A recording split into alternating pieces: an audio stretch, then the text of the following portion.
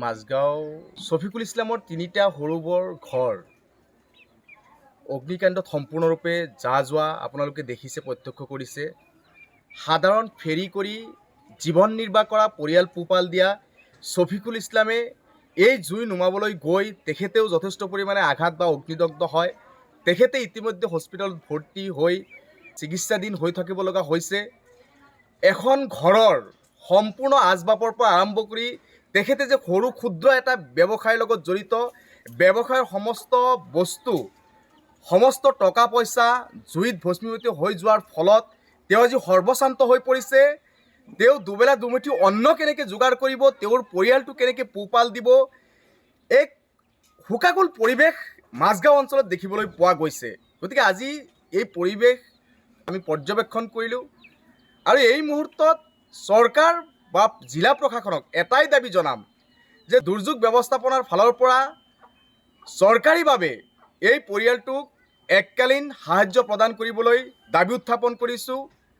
আৰু এটা আহ্বান জনাম, এই বৃহত্তৰ অঞ্চলৰ যি দল সংগঠন বা ৰাজনৈতিক ব্যক্তিসকল বা সমাজসেৱকসকল বা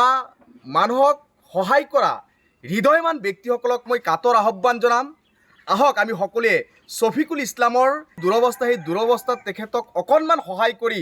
তেখেতে যাতে পৰিয়ালটো লৈ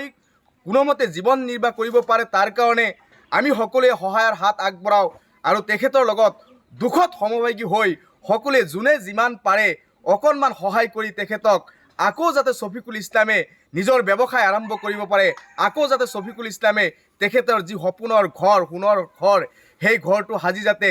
ল'ৰা ছোৱালীক লৈ যাতে তেওঁ সোণৰ সংসাৰ কৰিব পাৰে, তাৰ কাৰণে সকলোৱে কিঞ্চিত কিঞ্চিত সহায় কৰি এই শফিকুল ইছলামক আকৌ পুনৰ নতুন জীৱন দিবলৈ আমি এই বৃহত্তৰ মাজগাঁও অঞ্চল বা হুকমাৰা বা বৰপেটা জিলাবাসী বা অসমবাসী ৰাইজক মই কাতৰ আহ্বান জনাইছোঁ। আৰু চৰকাৰ আৰু জিলা প্ৰশাসনক আহ্বান জনাইছোঁ, আপোনালোকে অতি সোনকালে ইয়াৰে উচিত তদন্ত কৰি তদন্ত সাপেক্ষে, আৰু যিহেতু জুই কাৰেণ্টৰ পৰা, বৈদ্যুতিক শ্বৰ্ট চাৰ্কিটৰ পৰা লগা বুলি আমি ইতিমধ্যে সোধ পোছ কৰি আমি জানিব পাৰিছোঁ। গতিকে বিদ্যুৎ বিভাগৰ কি গাফিলতি ইয়াত জড়িত হৈ আছিল বা যিয়েই নহওক কিয়, সমস্ত ঘটনা তদন্ত কৰি যিহেতু এক ক্ষতি শফিকুল ইছলামৰ হৈছে, সেই ক্ষতিপূৰণৰ যি ব্যৱস্থা সেই চৰকাৰীভাৱে কৰিবলৈ আমি ৰাইজৰ দলৰ ফালৰ পৰা দাবী উত্থাপন কৰিছোঁ।